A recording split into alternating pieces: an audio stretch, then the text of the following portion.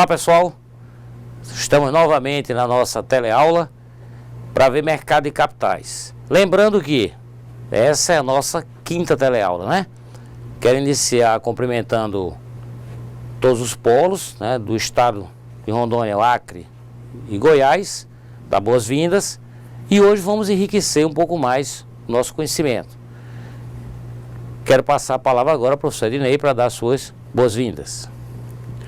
Boa noite a todos, boa noite alunos, tutores, boa noite a todos os polos espalhados aí nos estados de Rondônia, Acre e Goiás. Quero dar as boas-vindas e dizer que eu estou aguardando a contribuição de todos vocês, sempre aqui no nosso ambiente virtual, através do nosso chat. Sucesso. Ok, pessoal. Então, na nossa teleaula de hoje, nós vamos fechar o ciclo, né, o nosso ciclo de linhas de mercado de capitais. Hoje a gente conclui fechando toda uma observação e todo um consenso dentro do mercado de capitais como um todo. Hoje eu considero assim a teleaula de hoje uma das teleaulas talvez mais interessantes, porque está mais ligada e voltada com o nosso dia a dia, com a nossa realidade. Quando nos tratamos de quê? De linhas de crédito. Até então nós vimos o quê? Linhas de investimento, né? Abertura de capital da empresa, a forma da empresa abrir seu capital, tornar-se um SA, para acolher e atrair recursos dos poupadores, que são superavitários, e as empresas que necessitam de capital de investimento ou capital para expansão ou para melhoria dos seus negócios. E ela abrindo a sua empresa, virando SA, transformando uma empresa SA, ela coloca ações disponíveis no mercado, que são títulos que nós vimos, e vai buscar dinheiro no mercado.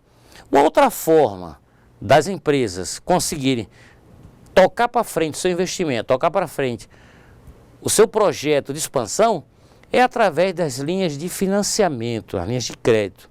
Exatamente isso nós vamos ver na teleaula de hoje. Vamos ver agora os objetivos da nossa teleaula.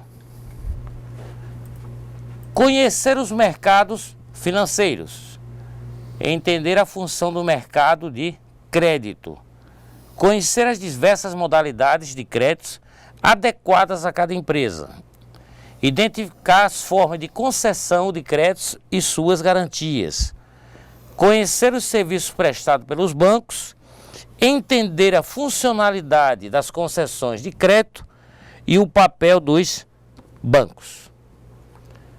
Bem, isso é todo o esboço da nossa teleaula de hoje. Porém, nós precisamos saber o seguinte: o papel do administrador, do gestor, do gerenciador da empresa dessa área e desse setor financeiro, né? É um papel importantíssimo. Então, ele é que vai tomar essa decisão ou vai conduzir essa decisão que vai ser atestada pelos proprietários. E nós vamos conhecer hoje a sua missão, a sua função. O objetivo da administração de uma empresa é aumentar o valor do patrimônio dos seus atuais acionistas. Na companhia aberta, fica mais fácil avaliar o sucesso da administração através do acompanhamento do comportamento de suas ações negociadas em bolsa de valores.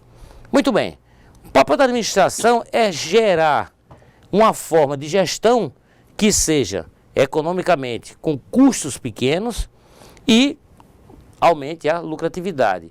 Porque quem investe numa empresa, mesmo que sejam os donos ou os acionistas, eles pretendem o quê? Lucratividade. Nós vimos na aula passada, quando tratamos das bolsas de valores, que o investidor, o acionista que passa a ser sócio da empresa, ele só visa uma coisa: lucro. Né? Vimos até nessa condição que era nos pontos negativos de ficar aberta a empresa, ficar exposta às particularidades da empresa, mas que entendemos que o quê? O acionista não está preocupado com isso. O acionista está preocupado em quê? Investir o capital, investir o dinheiro e ter retorno, que ele quer retorno. Mas quando eu vou fazer essa gestão, as empresas que são sociedade anônima, fica mais fácil de eu conhecer a realidade dela. Essa empresa está crescendo, essa empresa está expandindo, ela está passando complicações, o capital que eu estou investindo na compra de ações, eu estou tendo lucratividade, eu consigo acompanhar a evolução dessa empresa ou a decadência dessa empresa. Pelo fato de ser uma economia aberta, ser uma sociedade anônima, a movimentação de crescimento ou de queda dela fica exposto na Bolsa de Valores, porque eu tenho como acompanhar, porque eu tenho o quê? Capital que está investido ali dentro. Não acontece o mesmo com as empresas de capital fechado. Vejamos agora. Se uma empresa de capital fechado não tem ações, então se ela não tem ações na Bolsa de Valores, a eficiência da administração não fica tão evidente para o grande público. Então o que acontece? Uma empresa ela pode maquiar seus resultados. Ela aparentar que está uma empresa muito boa, está a empresa dando bons resultados, aparentemente o público observando de fora, vendo essa empresa na mídia, né, nas propagandas, nos comerciais, acredita que a empresa está muito boa. E muitas das vezes ela pode não estar. E fica difícil você observar isso porque ela não é uma empresa de capital aberto. Ela não movimenta ações na Bolsa de Valores. Então você não conhece a evolução da saúde financeira daquela empresa, que é bem diferente de uma empresa de sociedade anônima. Vamos em frente então. Em qualquer sistema econômico, o papel dos mercados monetários e de capitais consiste em permitir a transferência de recursos poupados por certas unidades que são família, governo e empresas. As outras unidades que desejam investir e têm oportunidade atraentes para isso. Então, olha, em qualquer sistema econômico, o papel do mercado monetário é exatamente esse. Permitir que pessoas que são superavitárias, que têm um capital sobrando para investimento, encontre as empresas que necessitam de capital. Quem fornece esse capital? Famílias, empresas e o próprio governo, né? Através de programas de incentivo. Nós temos programas de incentivo ao pequeno e microempresário, ao pequeno e microempreendedor, com programas de linha de financiamento, com créditos que podem inclusive chegar até a 2 anos de carência para começar a pagar a primeira parcela. Quer dizer, um tempo a aplicação desse capital ou abertura de um negócio, e só após esses 2 anos de carência, aí acontece o quê? O pagamento da primeira parcela. Isso é contratual. Então esse é o papel do governo, na linha de fornecer crédito. Além disso, o governo entra com a parte de regulamentação. Vamos em frente. O mercado de crédito visa fundamentalmente suprir a necessidade de caixa de curto e médio prazo dos vários agentes econômicos, seja por meio de concessão de créditos às pessoas físicas, seja por empréstimos e financiamentos às empresas. Então, veja assim, o mercado de crédito, ele não foca um segmento da sociedade. Ele tanto fornece crédito para as pessoas físicas quanto para as pessoas jurídicas, né? As modalidades atendem um caso e outro. Evidentemente, se uma linha de crédito ela vai para uma empresa, ela tende a ser uma linha de crédito de maior monta, de maior volume. E automaticamente exige o quê? Mais garantias. Existe uma forma ou uma modalidade de contratar diferente da pessoa física. Mas nós vamos ver tudo isso lá na frente, as linhas de crédito mais adequadas para cada caso. Vamos em frente. As operações desse mercado, dentro de uma política de especialização do sistema financeiro nacional, são tipicamente realizadas por instituições financeiras bancárias, quais sejam bancos comerciais e bancos múltiplos, né? Bem entendido, lembrando, os bancos comerciais ele tem limitação nas suas negociações, nas suas transações. Eles não lidam com todo tipo de linha de crédito e financiamento, já o banco múltiplo não. Além de lidar com a linha de crédito, muitos deles com a linha de crédito dos bancos comerciais, eles também têm linhas de crédito ampla para todas as modalidades. Eles fazem várias operações, inclusive ele tem carteiras que fazem linha de crédito e financiamento para veículo, financiamento para aquisição de casa própria, inclusive uma carteira que mexe com a Bolsa de Valores, onde o cliente daquele banco, ele utiliza essa carteira para que seja um intermediário, para que seja um corretor na compra de ações. O banco tem um leque de linhas de investimento.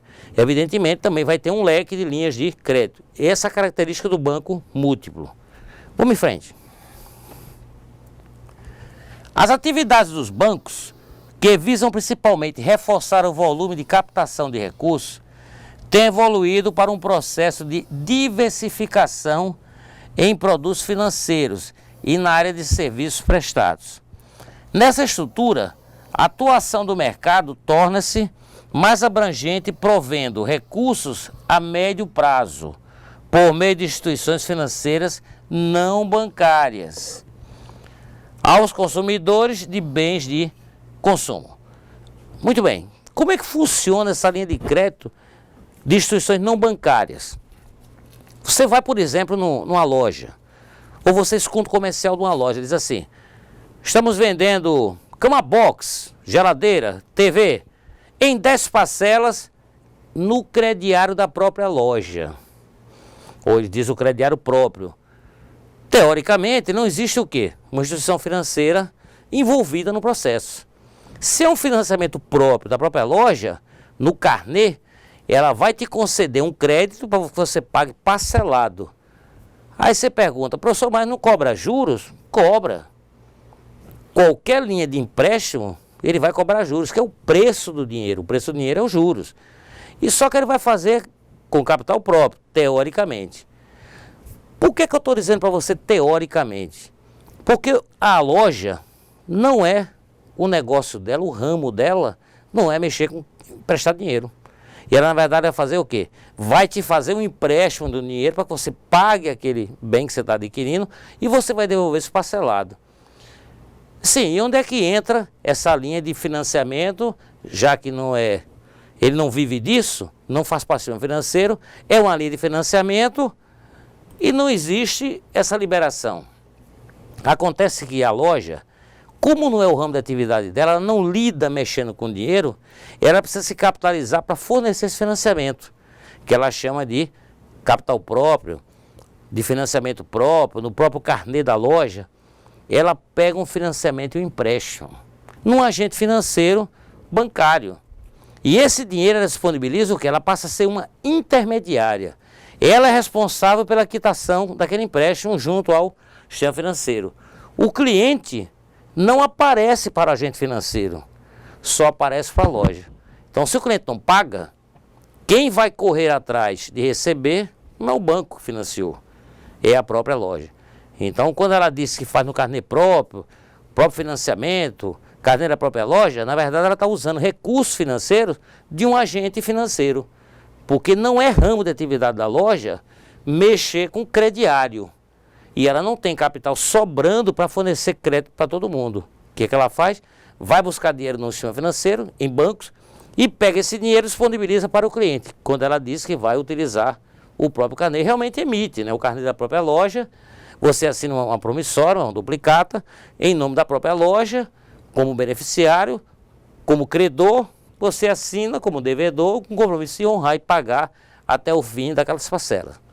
Mas o que existe por trás é isso. Por isso que, em tese, né, teoricamente, a loja está bancando o capital próprio. Mas não é. Esse capital ela foi buscar no agente financeiro.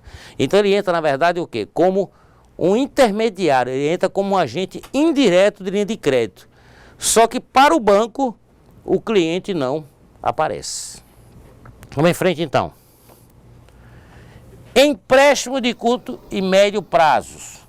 As instituições bancárias realizam diversas modalidades de crédito no mercado, destacando-se desconto de títulos, contas garantidas, crédito rotativo, hot money, empréstimo para capital de giro e para pagamento de tributos das empresas. Aqui a palavra não está errada, é vendedor mesmo, dentre outras. Então, nós vamos agora ver cada um desses detalhadamente, tá? Essa palavra é meio estranha, né? É uma palavra que a gente não costuma ver. Então, eu vou deixar ela lá pelo final, para que deixe essa expectativa, tá certo? Mas está correta, a palavra é vendedor mesmo. Vamos começar a ver a linha de crédito. Desconto bancário. É uma operação de crédito típica do sistema bancário que envolve principalmente duplicatas e notas promissórias. No desconto, a instituição concede um empréstimo mediante a garantia de um título representativo de um crédito futuro. Então, como é que funciona o desconto bancário? Eu sou lojista, comecei a vender parcelado, vender crediário, entre aspas, né, o crediário próprio. E eu tenho duplicados e promissórias dos clientes que me compram, que é a garantia de um título para que eu possa, se não houver o pagamento, eu possa executá-lo. Aquele título que o cliente assinou, ele está me dando a garantia que no vencimento daquele título ele vai me quitar e pagar aquele título. Muito bem, o que acontece? Eu, como lojista, eu estou necessitando de dinheiro, porque eu preciso fazer uma compra de estoque, por exemplo, para final de ano. Final de ano está perto, vai chegar a época de Natal, Ano Novo. As minhas vendas tendem a aumentar e eu preciso comprar. Como é que eu vou comprar? Vou pegar financiamento direto nos bancos? Não. Eu posso pegar os títulos que eu tenho que vão ser vencidos ainda, vencíveis a longo prazo, a 30, 60, 90, 120 dias, vou ao banco e apresento esses títulos. Chego para o banco e digo, olha, eu preciso receber esse dinheiro à vista. Que garantia? Está aqui os títulos dos meus clientes. O que eu tenho a receber. São os meus ativos, né? Ativos futuros, de longo prazo ou de curto prazo. Entrego ao banco e o banco me paga em dinheiro. E no vencimento de cada título daquele, ao invés do dinheiro vir para mim, vai ficando para o banco. Sim, e se o cliente não pagar, o banco debita na minha conta e eu tenho que correr atrás. Muito bem, mas não é simples. O valor nominal, o valor de fachada do título, digamos que é R$1.000. O banco não vai me entregar R$1.000, não. Ele vai descontar dos 1.000 os juros, ele vai descontar dos 1.000 tributos e impostos que tenham incidentes sobre operações financeiras, ele vai descontar taxas administrativas, ele vai descontar o risco que está envolvido naquela operação e a lucratividade do banco. Então, digamos que, figurativamente, né, que o valor não que seja esse, mas digamos que de R$1.000 que eu apresento, o banco só me entrega 700. Eu posso até ir para a calculadora e dizer, olha, o banco está me cobrando muito. Aí o banco vai dizer para mim, olha, eu estou cobrando um pouco além, porque eu adianto para você 70% do título, que isso é garantia. Então está o risco aí, porque dependendo do tamanho da inadimplência, eu não estou perdendo tanto. Se a inadimplência for muito alta, o cliente não deu, por exemplo, como lojista, não tiver crédito na conta naquele momento, o que for incidindo, eu pelo menos aquele título vai me garantir essa diferença. Então, de cada 1.000 aproximadamente, o banco só te paga 70%. O banco pode pagar mais? Pode. Depende do seu histórico de relação com o banco. Se você é um cliente que movimenta muito bem com o banco, já há muitos anos, e tem um bom histórico de crédito com o banco pode lhe dar um crédito a mais de confiabilidade, liberar até 75%, 80%. Os 100% nunca, não esqueça disso. O banco não libera 100% nunca de um título que você desconta, porque vai incidir ali todas as taxas de serviço, juros, impostos, tributos, e o banco vai cobrar de você isso, que vai pagar, quem vai pagar essas despesas todas, digamos assim, é o cliente, não é o banco. O banco está te concedendo um dinheiro à vista de imediato. Vamos para o próximo. Por exemplo, se o credor de uma duplicata, cujo vencimento se dará em alguma data futura, necessitar do dinheiro, poderá negociá-la junto ao banco. Isso é, receber à vista o valor de seu crédito mediante o pagamento de alguma compensação financeira.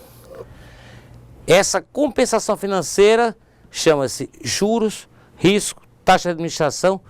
Todos esses descontos que o banco faz em cima do valor é a compensação financeira. O banco não vai te conceder um crédito à vista sem benefício nenhum para ele. Nunca vai fazer isso. Nas operações de desconto bancário, a responsabilidade final da liquidação do título negociado perante a instituição financeira, caso o sacado não pague no vencimento, é do tomador de recurso ou o cedente. Então, quem é o sacado nessa figura? Eu tenho o Joãozinho que comprou na minha loja. Eu sou o cedente do título. Joãozinho é o sacado. Ele não vai pagar mais a mim, porque esse título eu negociei com o banco. Ele vai receber duplicatas que vão ser vencíveis mês a mês, que é referente àquele crediário que ele fez comigo. E ele vai pagar naquela agência bancária, o crédito vai para aquele banco. Se ele incorrer em inadimplência, a responsabilidade de pagar o financiamento é minha, que sou o cedente. Tá certo? Então, se o sacado não pagar, quem paga sou eu. Porque quem pegou o dinheiro, na verdade, fui eu. E quem concedeu o crédito para o sacado, que foi quem veio na minha loja comprar, também fui eu. Então, eu respondo pelo ato errôneo dele. A responsabilidade é minha. O banco não se envolve. Ele conhece sacado? Sim. Na duplicata tem o nome do sacado. Mas ele não quer nem saber quem é esse sacado. Aí você pode perguntar para mim, sim, professor, mas acontece que os bancos são muito rigorosos com relação à análise de crédito. E se um sacado desse tiver nome sujo, no Serasa, SPC, em tudo quanto é canto, o banco pode rejeitar essa duplicata? Não. Porque o banco não vai se envolver com o sacado. Quem tem a responsabilidade de honrar o crédito é o cedente. Vamos em frente. Contas garantidas, que é outra modalidade de crédito, equivale à abertura de uma conta com um limite de crédito garantido pela instituição bancária. O mutuário da operação saca fundos até o limite contratado para saldar suas necessidades mais imediatas de caixa. Então vejamos o seguinte, o que é a conta garantida? É como se for um limite de cheque especial. Você tem, por que ela tem esse nome de conta garantida? Porque é garantido dentro daquele limite que o banco paga o seu cheque, paga o seu saque, mesmo que você não tenha disponibilidade de dinheiro seu na conta. Então, por isso a conta garantida. Ele só é concedido essa linha de crédito para aqueles clientes que já movimentam há muitos anos, com um histórico muito bom de crédito com o banco. Então, na verdade, o nosso mercado, ele tem uma situação que diz o seguinte: se você não tem um histórico de crédito, se você nunca pegou financiamento, você nunca comprou a crediário, nunca comprou em parcelas, em nada, tudo você paga à vista, no dia que você precisar pegar um crédito, um financiamento, é muito difícil você pegar. Porque quando eles vão fazer análise de crédito, vê que você não tem histórico de crédito. Ah, mas eu tenho que ter um histórico negativo? Não. Você tem que ter um histórico positivo, pelo contrário. Mas você tem que ter um histórico que já comprou parcelado, já fez esse tipo de operação com outros fornecedores de crédito. Aí você cria um histórico positivo para você. Isso, na sua avaliação, pesa positivamente para a liberação do crédito. Opa, é um bom pagador. Aí eles fazem a liberação. Ok. Créditos rotativos. São linhas de crédito abertas pelos bancos que visam ao financiamento da necessidade de curto prazo, como capital de giro das empresas, e são movimentadas normalmente por meio de cheques. Constituem-se operações de bastante próximas às contas garantidas, diferenciando-se por serem operadas normalmente com garantias de duplicatas. Então ele disponibiliza para você um limite. No primeiro caso, a liberação do limite independe de você apresentar uma garantia. Ele analisa o teu histórico de relação com o banco. Nesse segundo caso, eles vão te liberar um crédito, um limite de crédito, mediante duplicatas, como se fosse um desconto bancário que você apresenta. Então ele cria um limite na sua conta para você usar em qualquer momento, quando você disponibiliza os créditos. Mas sem eu pedir, o banco oferece. Como? Quando você vende, você faz com que seu cliente vai pagar parcelado. Então ele vai procurar a rede bancária. Aí você opta por aquele banco. Uma bandeira qualquer de banco.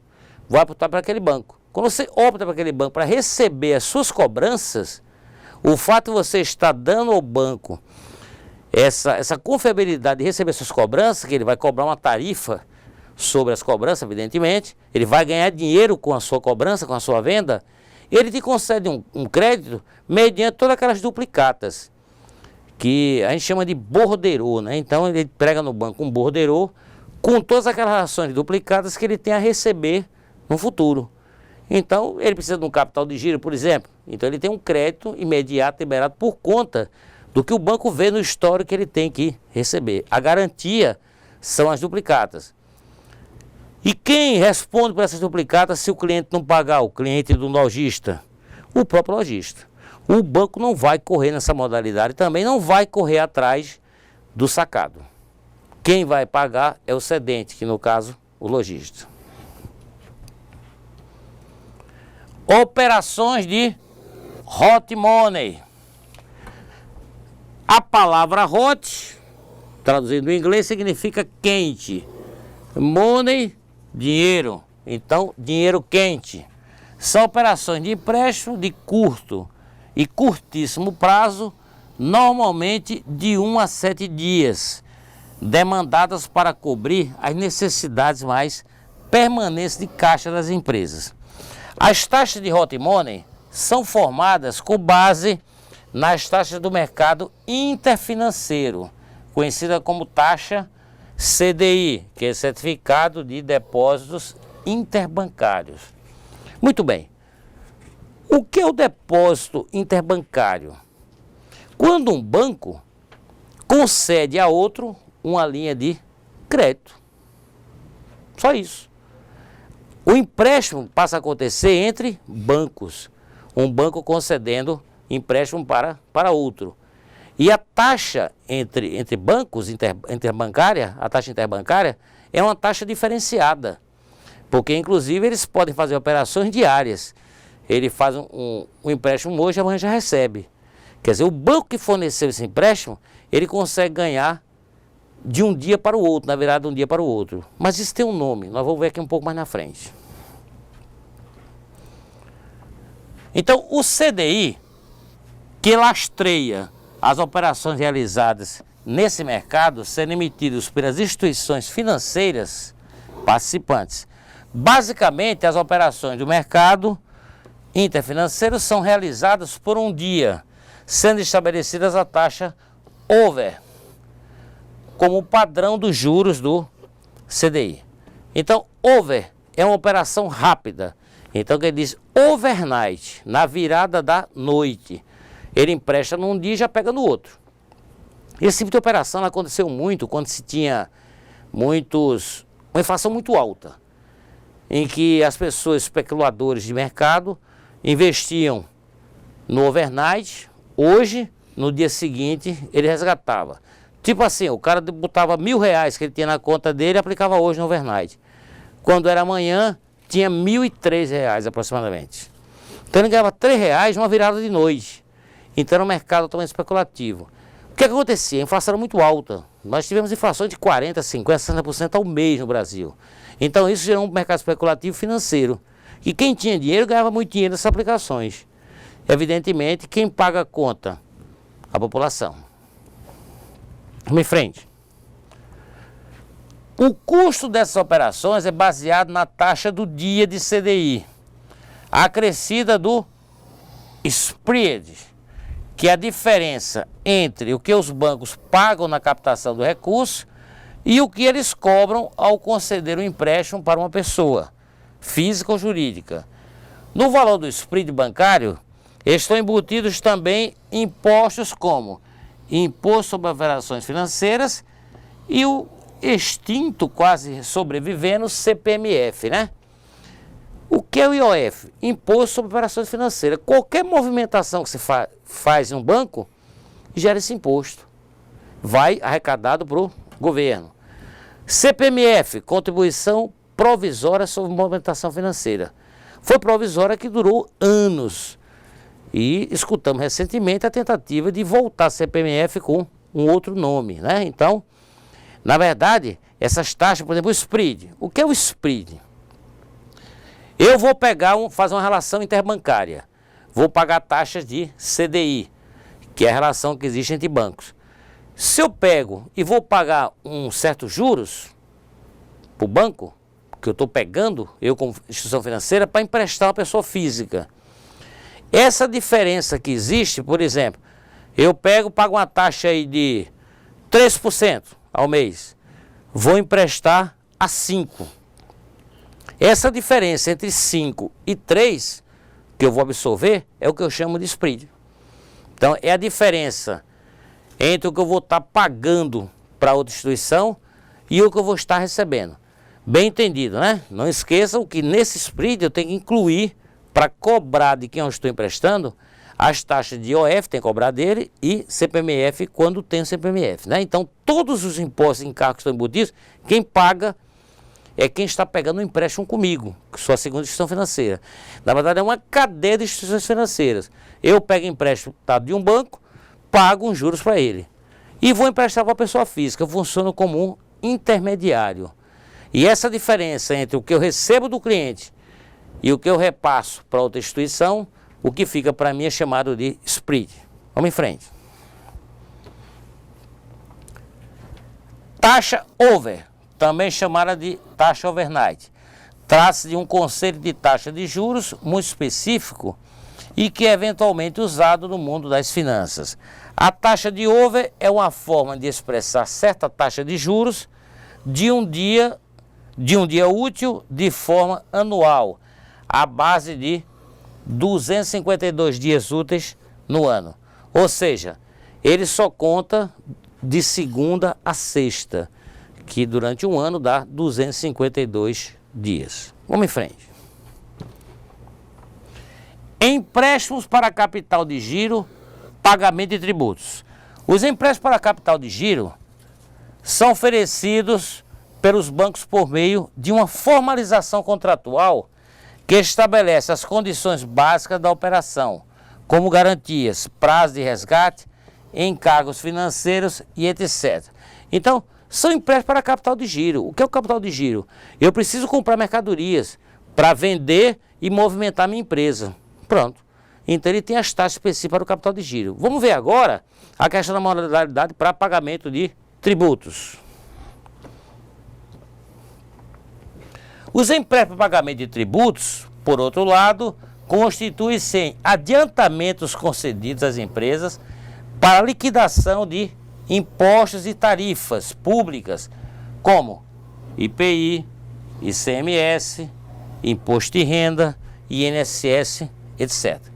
Muito bem, nós vimos recentemente uma linha de crédito foi fornecida possivelmente com essa finalidade, né? Quando o governo federal, através dos bancos públicos, disponibilizou às empresas montadoras de veículos uma linha de crédito específica só para eles com taxas especiais. Evidentemente, tinha embutido na negociação. As empresas teriam uma taxa de juros um pouco menor, aquelas que não demitissem, evitassem demitir os funcionários. Mas o grande foco foi exatamente o quê? Pagamento de tributos. Porque as empresas automobilísticas não estavam deixando de produzir porque não tinham dinheiro para produzir. O problema delas é que não estavam vendendo. E como os encargos vão amontoando e o governo precisava arrecadar, criou uma linha de crédito com mais facilidades para facilitar o pagamento desse imposto. Então vejam que tem linha de crédito específica até para pagamento de impostos. Vamos em frente. Está aqui, operações de vendedor. É uma operação de crédito em que uma instituição bancária paga à vista a uma empresa comercial os direitos relativos às vendas realizadas e recebidas em cessão, em troca de uma taxa de juros de intermediação. Então acontece muito isso, vou dar um exemplo prático. Empréstimo consignado. A pessoa vai, tira um empréstimo consignado. Tem um determinado banco que oferece. Depois de 6 meses, 1 ano, geralmente 1 ano, aí aparece um desses mediadores, que são vendedores, corretores, né? Aí diz, olha, eu tenho uma taxa boa aqui, só que é um outro banco. Aí esse meu banco aqui, ele compra essa tua dívida e ainda te dá um troco. Muita gente vai falar nisso, né? Pronto, é a cessão do direito daquele crédito para uma outra instituição. Então entra um agente financeiro, sai de um banco, de uma maneira de um banco para outro. Ele compra a dívida daquela pessoa e pega o empréstimo consignado. Ah, o banco é bonzinho? Não. Acontece que ele está ganhando juros. Ele prefere ele ganhar os juros do que pagar a outra instituição bancária.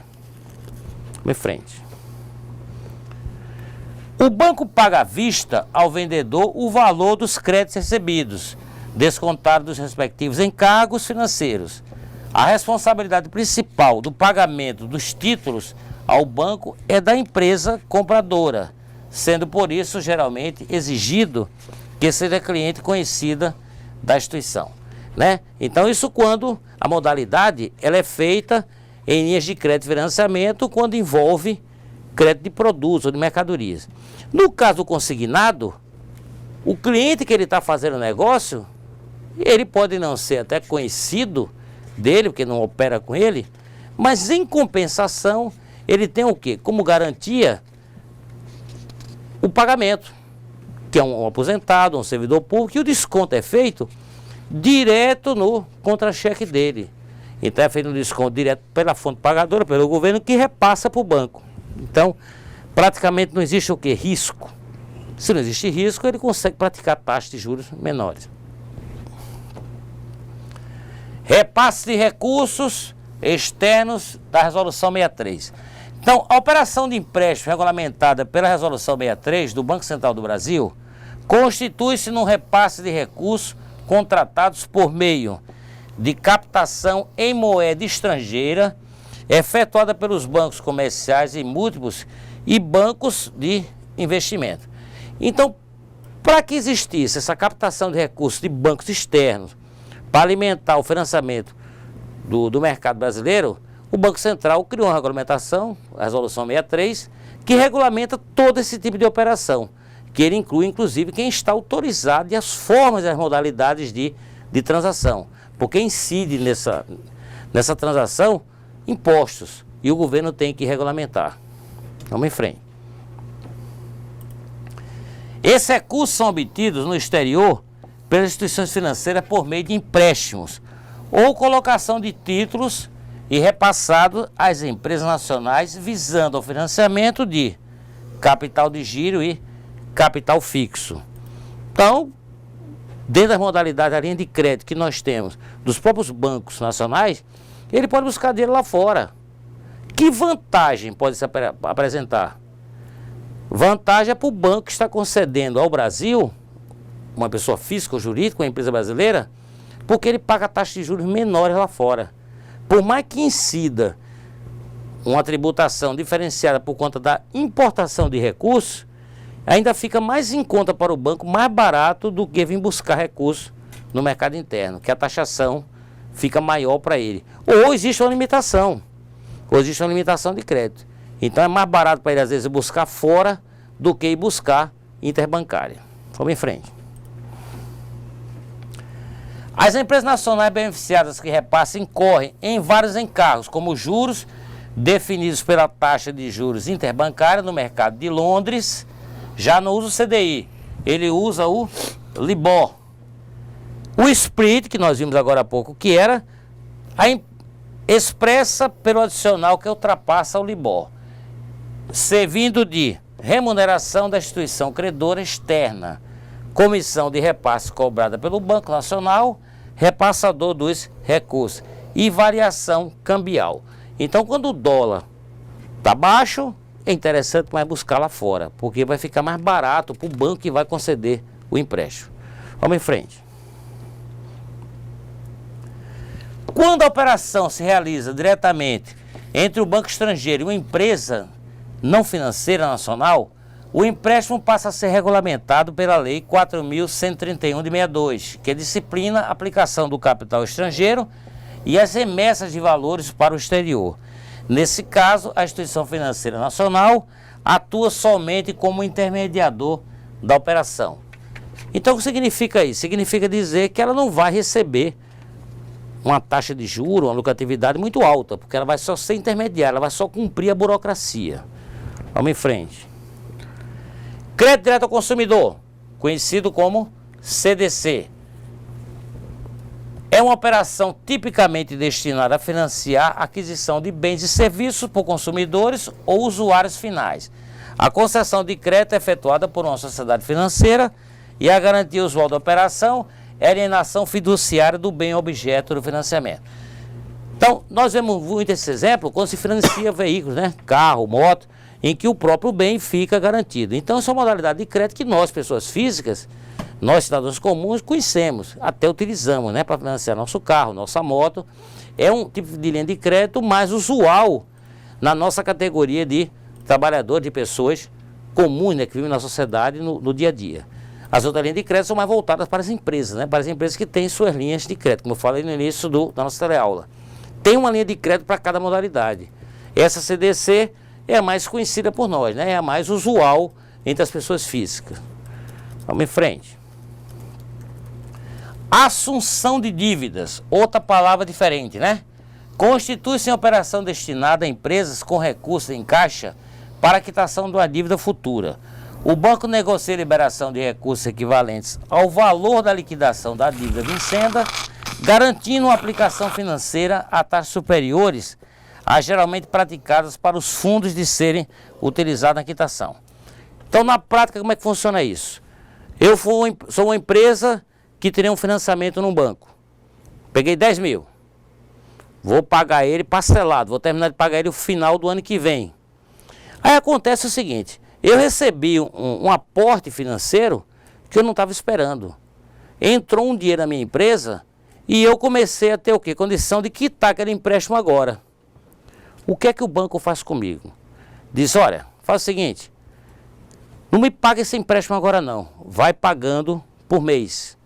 Mas tu faz o seguinte, esse dinheiro que chegou aí, que você pegou esse aporte aí extra, eu te ofereço uma linha de você aplicar esse dinheiro num título, num CDB, no RDB, numa letra de câmbio, aqui no meu próprio banco. E eu te ofereço uma taxa melhor do que eu estou pagando a todo mundo. Te dou uma taxinha um pouco melhor. Te dou uma taxa até melhor do que o que você está pagando dos juros sobre esse empréstimo. Aí você pode pensar, que vantagem o cara vai ter com isso?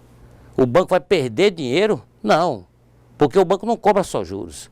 Né? Em cima dos juros ainda tem taxa de administração, taxa de expediente, um monte de taxas e tarifações que o banco cria, e ele não deixou de ganhar dinheiro com você.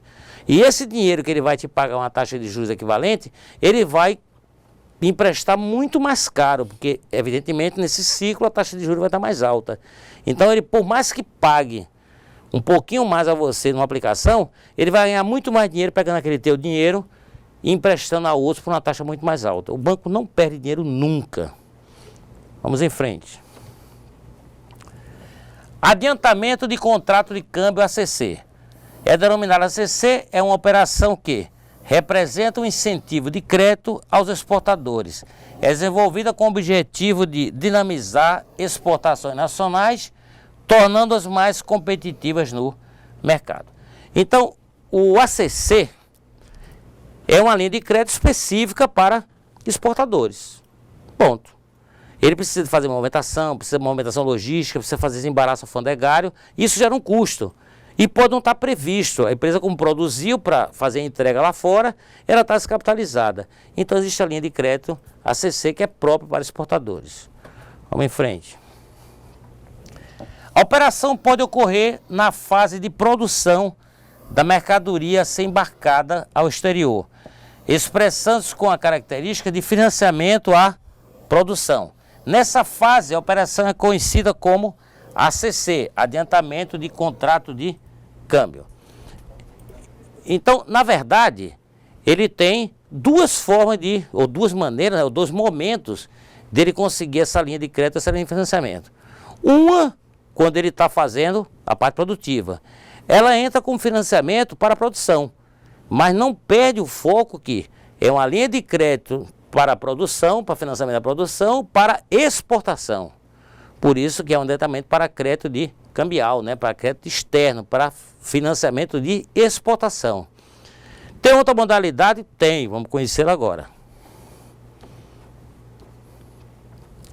O exportador pode ainda solicitar o adiantamento dos recursos somente após o embarque da mercadoria ao importador, sendo a operação, nesse caso, denominada de ACE, adiantamento sobre cambiais entregues. Agora entenda o seguinte, ele entregue por quê? Ele já está mandando para quem comprou. Qual a garantia que o banco vai receber nesse caso? O banco vai receber a garantia do contrato que foi formalizado entre a indústria que produziu e o comprador no outro país. Esse é o aval e a garantia para que o banco financie aquele valor. Ali tem valor, tem taxação. E entra aí o quê? Um novo fator chamado cambial. Né? Então, vai depender do quê? Do câmbio do dia, do câmbio do momento. Aí você pensa assim, professor, mas ele não vai pagar todos esses custos e despesas no Brasil? Vai. Só que ele vai receber em dólar. Então, por isso, a transformação cambial entra como cláusula contratual. Porque o banco não vai perder a oportunidade. Primeiro, o banco garante pelo menos uma taxa de cambial que ele não vai perder dinheiro. Se ela estiver boa no momento para o banco, ela estiver alta, o banco vai ganhar dinheiro. Aí o banco faz uma projeção. Como é que vai ter esse câmbio quando eu for receber isso? Isso eu vou receber só daqui a um ano, vou receber parcelado. Quando o fornecedor lá for pagando, o cara me pediu aí 60, 90 dias para pagar isso aí. Como vai estar essa taxa de câmbio? Existe um risco. E esse risco, quando acontece que o câmbio não ficou estável, para ter uma oscilação muito alta, o mercado financeiro observa o quê? Bem, eu posso, no momento de recebimento, esse câmbio está muito alto e eu começar a perder dinheiro. Ou então o contrário, né? Pode estar muito baixo. E quando o cara for me repassar, ele vai me passar menos reais equivalente àquela dívida. E como eu negocio no país com real, eu vou perder dinheiro. Então, por conta desse risco, o banco costuma cobrar um juro muito alto. Agora, se o mercado de câmbio estiver estabilizado, ele estiver equilibrado, ele não estiver com altas e baixas muito bruscas, o que é que vai acontecer? O banco tende a trabalhar com taxas menores, porque o risco está menor. Então, na verdade, o que incide o tamanho ou volume da taxa de juros é exatamente o tamanho do risco. E o mercado, ele é muito traiçoeiro, porque a economia globalizada, ela influencia diretamente. Então, os agentes financeiros hoje, eles correm um risco muito grande, porque o risco dele, inclusive, não é a longo prazo, o risco dele é a curto prazo, pode ser imediato. Porque os fatos econômicos contrários ou reversos, por influência da globalização, eles acontecem imediatamente. Agora, a recuperação desse cenário demanda um ano, pode ser 2 anos. Então, nenhum país, nenhuma nação, ela tem condição de fazer uma recuperação de uma queda ou de uma quebra no desequilíbrio econômico em 1 mês, em 6 meses, demanda tempo. Só que o fato gerador do prejuízo, ele acontece imediato, porque o mercado ele é sensível. Nós vimos o quê? Crise da China. O que é que os acionistas fizeram?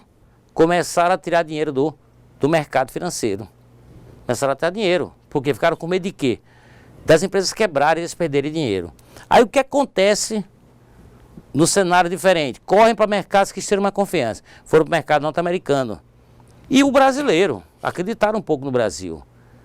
Com essa tentativa, por exemplo, de colocar o orçamento, como recentemente foi apresentado o orçamento do próximo ano, com déficit.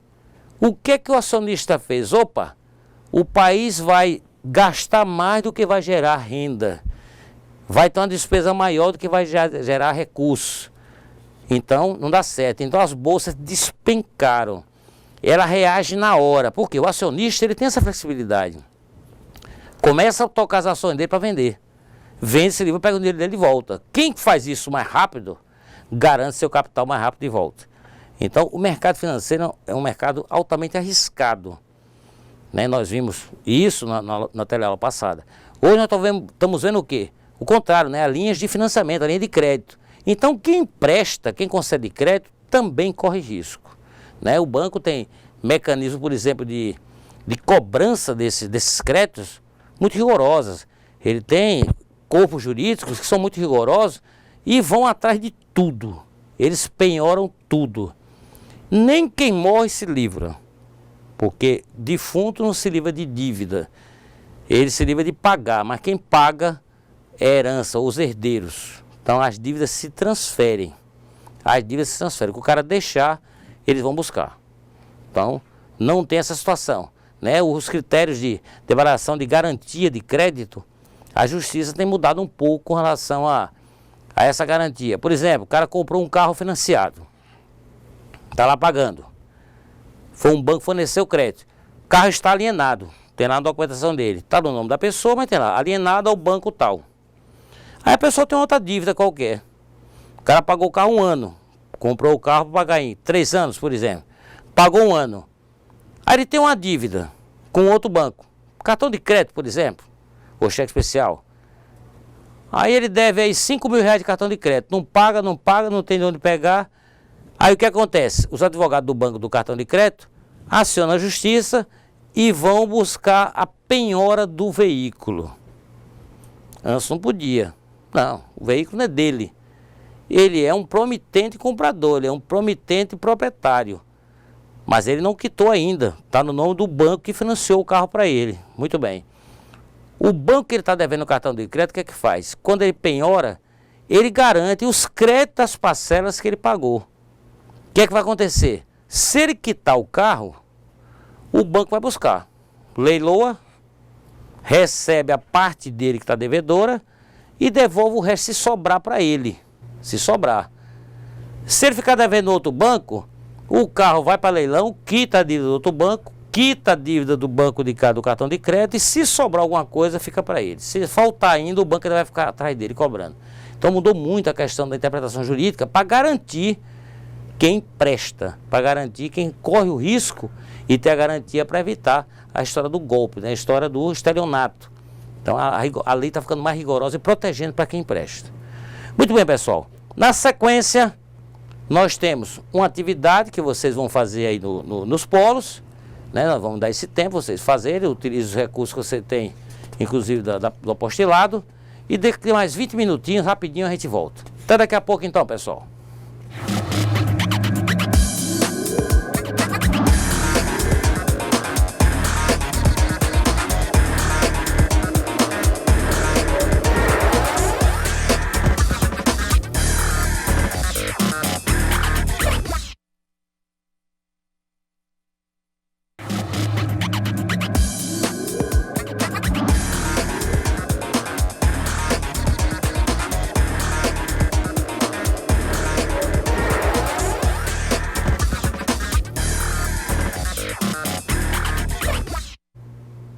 Ok, pessoal? Passou os 20 minutos rapidinho, né? Estamos de volta para ver as respostas das nossas questões, que foram das atividades de sala.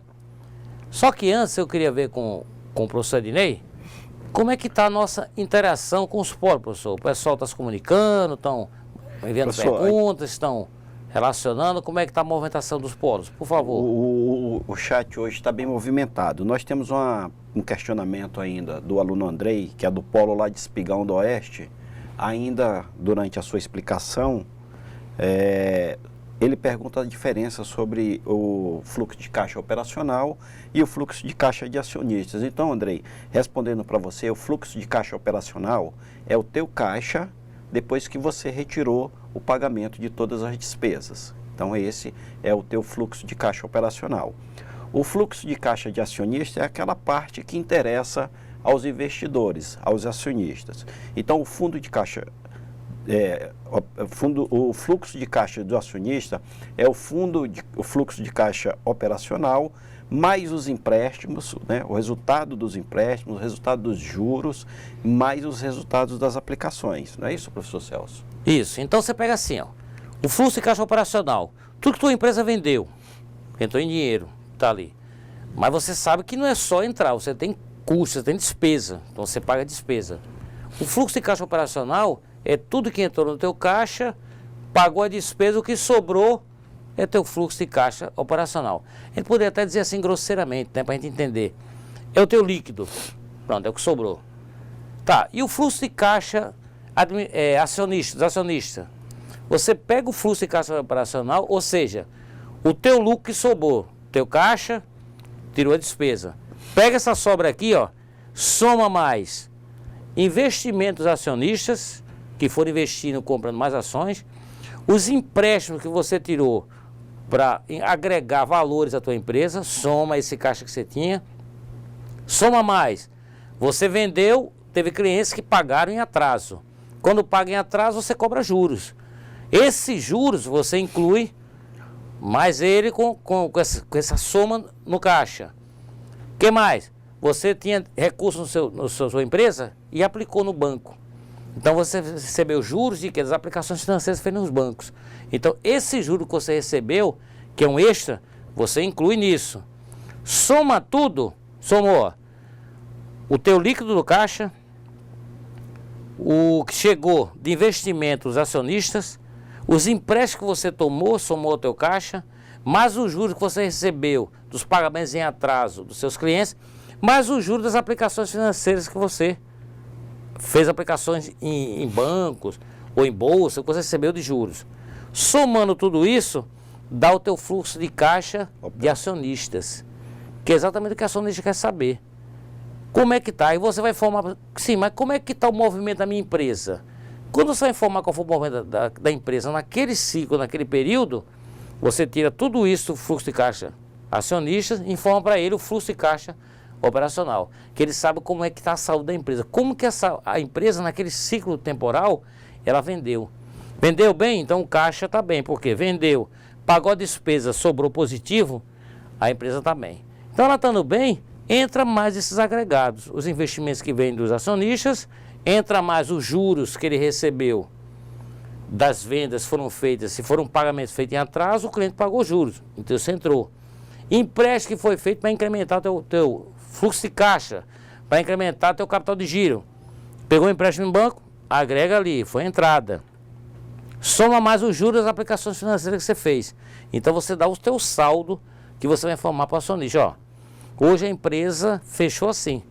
Tinha esse fluxo de caixa operacional, está aqui o líquido, somado com tudo isso que foi agregado, hoje a nossa empresa tem esse capital X. É o Andrei, né, professor? O Andrei, então, professor... Então, Andrei, eu espero que esclareça a sua dúvida quanto ao fluxo de caixa operacional e fluxo de caixa de acionista. Agradecer ao questionamento do Andrei e dizer para ele que essas informações elas constam lá do material apostilado na página 3. Essa e outras informações bacanas, importante que ele leia lá e que acompanhe isso mais detalhadamente. Agora, professor, a aluna Tatiana fez uma pergunta aqui bem interessante, ela é do polo lá de Cerejeiras. Ela pergunta o seguinte, por que o dólar subiu tanto quando o governo anunciou o planejamento econômico do ano que vem? Então, o senhor comentou alguma coisa aí durante a sua explicação no primeiro momento. Tá, então deixa eu tentar enriquecer um pouco mais. Essa é a aluna Rosiane, do polo lá de Cerejeiras. Ok, Rosiane. Agradecer pela sua pergunta, foi bem oportuna, bem interessante, bem inteligente a sua pergunta. Então, veja o que acontece. É a lei da oferta e da demanda. Quando você encontra muitos produtos são ofertados e a quantidade de pessoas que vai comprar não aumenta, começa a sobrar produtos nas prateleiras. Quando tem muito produto, qual a tendência do comerciante para vender? Baixar preço. Então os preços baixam, correto? Quando é o contrário, quando muita gente tem dinheiro, existe oferta de recurso financeiro no mercado, as pessoas, todo mundo tem dinheiro para comprar e aquela empresa não aumentou a produtividade do que ela produzia.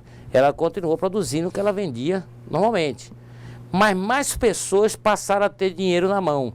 Então muita gente corre para comprar a mesma coisa. Então vai começar a faltar produtos. Com a falta dos produtos, o que acontece? Os preços sobem, gera inflação. Isso é a lei da oferta e da demanda. Muito bem. O que aconteceu com o dólar? Quando o governo anunciou que o orçamento para o ano seguinte, que vem, vai estar um déficit, quer dizer, as despesas que o governo vai ter vai ser maior do que o que ele vai arrecadar. Qual é a primeira ideia que se faz? Vamos pensar numa coisa pequena, vamos pensar nós, como cidadão. Quando eu começo a assumir mais compromisso, compro um crediário aqui, compro outro ali, compro outro aqui, compro outro ali, aí eu vejo que as prestações que eu vou pagar vai ficar maior do que o que eu ganho de salário. Eu vou ter que fazer dinheiro. Vou ter que armar um bico à noite, final de semana, começar para juntar dinheiro para poder pagar meus compromissos. Quando não se tem essa expectativa de como eu vou arrumar esse dinheiro, o que acontece? Quem sabe não vai me conceder mais crédito. Vai ter medo, porque vai tomar calote. É o que aconteceu com o Brasil. Se ele demonstra que a despesa prevista já é mais do que ele pretende arrecadar, o que vai acontecer? Dessa despesa que o governo paga, tem juros a bancos internacionais. Tem rendimento de títulos que o próprio governo coloca à disposição no mercado para que seja adquirido e investidores externos adquirem esses títulos. Com a promessa de o quê? Depois de determinado tempo, eles vão receber o dinheiro de volta corrigido. Se o governo não vai ter recursos para honrar todas as suas despesas, inclusive essas de pagar juros a quem investiu, o cara tem medo de perder até o dinheiro dele. O que ele faz? Começa a tirar o dinheiro que está aqui dentro. Que dinheiro é esse? Dólar. Todo ele que entra aqui para o país, ele é convertido em dólar, porque é a moeda comercial mundial. Então, quando o cara está com medo, ele começa a tirar os investimentos. Começa a tirar. Então, entra naquela lei da oferta e da demanda. Quando passa a ter menos dólares, o que acontece com o preço entre o dólar e o real? Sobe. O dólar começa a ficar supervalorizado. Então, por isso que o dólar subiu tanto. O medo de quem investir no Brasil de tomar um calote. Então, começou a tirar o que tinha aqui dentro. Então, saindo os dólares, aí a tendência do preço do dólar é subir. Então, isso é uma reação natural dos investidores. É um reflexo por conta da lei da oferta e da demanda. Algo mais interessante, professor? Agora já temos aqui resposta para os questionamentos. Tá, né? então vamos primeiro os questionamentos e depois a gente retorna. Pode ser. Para os Nós questionamentos já temos resposta para a pergunta 1, por exemplo. Ok. Então vamos para a pergunta 1. Considerando o mercado financeiro, qual o objetivo da administração da empresa, né? Consta essa resposta no apostolado. O objetivo da empresa, da administração, é aumentar o valor do patrimônio dos seus atuais acionistas. Professor, então, o Polo de Mirante da Serra não identificou o aluno aqui e ele responde, ele dá a resposta a essa primeira questão aí, exatamente dizendo que é aumentar, né, o valor do patrimônio de seus atuais acionistas. Tem uma outra pergunta, que ela vai um pouco mais além, que é da aluna Tatiane, do Polo de Cerejeiras. A aluna Tatiane responde que, para a pergunta 1, o objetivo é fazer com que a empresa aumente o valor patrimonial dos acionistas, e isso só ocorre, né, ela vai mais além, isso só ocorre através de uma boa administração. Essa é a resposta da aluna Tatiane, lá do Polo de Cerejeiras. Tudo bem, Tatiane. Parabéns aí pela complementação, né? Realmente isso que você está falando. A boa ação dos acionistas faz com que a empresa cresça, ela enriqueça e ela seja lucrativa, seja vantajosa e seja interessante e atrativa para quem quer fazer investimento. O acionista só visa uma coisa, falamos desde a teleaula passada, só visa lucro. Ele só quer ter rendimento do capital investido. Podemos ir para 2, professor? Podemos. Só registrar que nós tivemos também respostas do Polo de Ouro Preto, de Ji-Paraná, também respondendo a questão da mesma forma. Então, estão dentro da linha de raciocínio, estão né? antenados aí com as explicações, devem ter lido o material. Então, estou de parabéns aos alunos também. Ótimo. Muito bem. Polo É assim mesmo que a gente aprende, participando. Vamos para a segunda. As modernas práticas da administração colocam à disposição dos gestores da empresa a técnica do fluxo de caixa operacional e o fluxo de caixa do acionista. Eu peço que você descreva as características desses dois fluxos. Então vamos ver aqui a resposta. Está aqui, ó. Fluxo de caixa operacional consiste no fluxo de caixa disponível da empresa após o pagamento de todas as suas obrigações operacionais, né? Então, como nós vimos agora há pouco aqui, quando surgiu a solicitação, de explicar com mais detalhes. Então, assim, ó, tudo que a empresa vendeu, entrou no caixa. Despesa, pagou. Pagou aluguel, pagou funcionário, pagou encargos, pagou impostos. Sobrou quanto? X. Esse valor X é o teu fluxo de caixa operacional, que é todas as entradas subtraindo-se as despesas. O fluxo de caixa do acionista é o fluxo de caixa operacional, mais investimentos para expansão, pagamento de juros e principalmente empréstimos e recebimento de juros de aplicações e de financiamentos concedidos. Usualmente, desconta-se do fluxo de caixa do acionista para fins de monitoramento para a empresa, para os acionistas.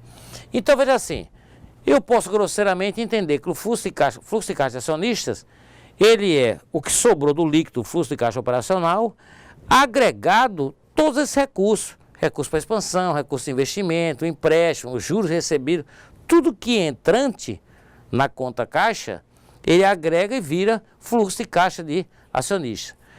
Para que o acionista tenha uma noção real da empresa, não tenha uma noção disfarçada nem mascarada do resultado da empresa, tem que informar para ele qual o fluxo de caixa operacional e não o fluxo de caixa de acionista.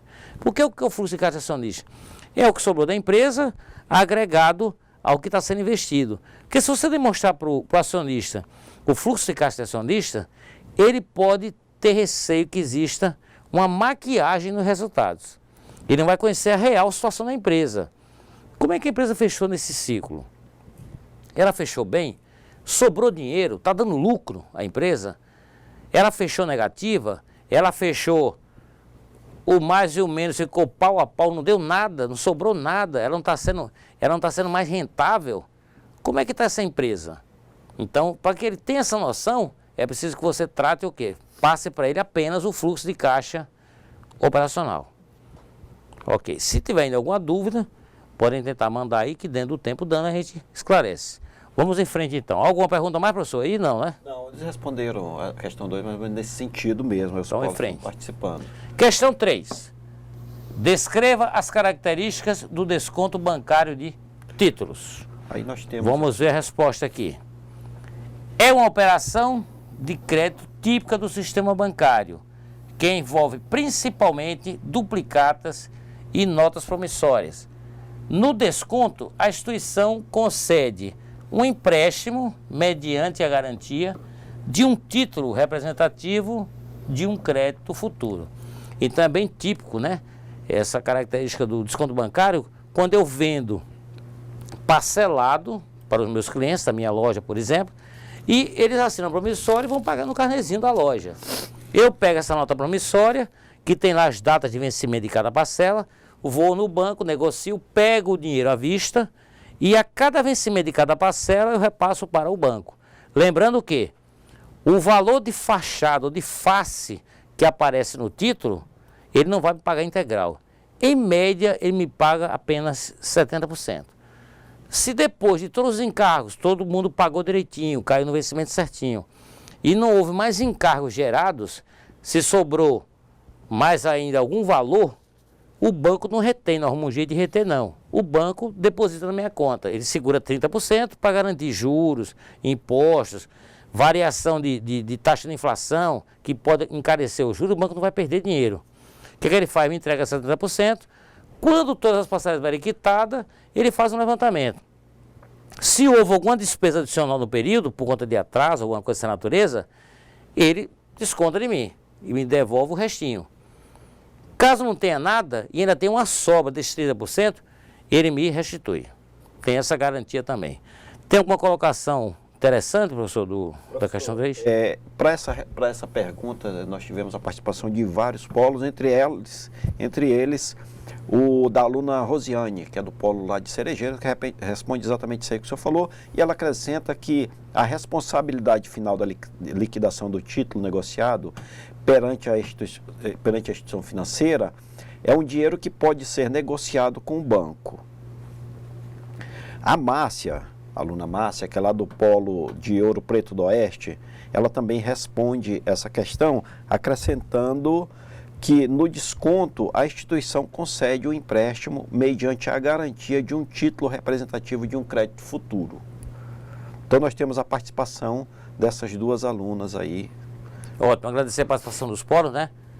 Tem que ser assim, pessoal, vamos continuar participando, trazendo para cá as respostas, as dúvidas, as perguntas, porque é que a gente tira. Se a gente chegar em casa, apesar que o material apostilado foi feito com bastante dedicação, com bastante carinho, para que vocês tenham mais informação e possam enriquecer o conhecimento de vocês. Vamos para a questão 4, então. No mercado financeiro, o que significa spread bancário? Significa a diferença entre o que os bancos pagam na captação de recursos e o que eles cobram ao conceder um empréstimo para uma pessoa física ou jurídica. Então, veja assim, o banco, você vai lá e faz uma aplicação. Vamos uma coisa simples, poupança, que a gente sabe mais ou menos a taxa que dá em média 0,67% ao mês. Então, o banco vai pagar ao investidor essa taxa de 0,67%. Muito bem. Ele vai emprestar esse dinheiro que está ali a 0,67%? Não. Vai emprestar tipo a 3%, 4%. Mais as taxas administrativas e por aí vai.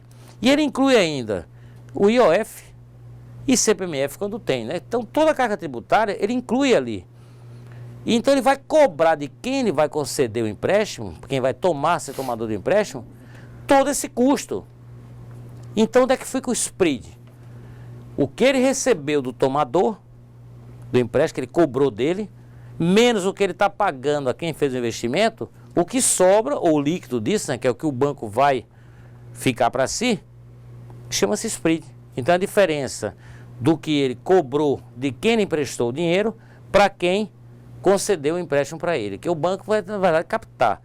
Vai oferecer taxas atrativas para que as pessoas, os que são superavitários, né, são poupadores, procurem aquela linha de crédito.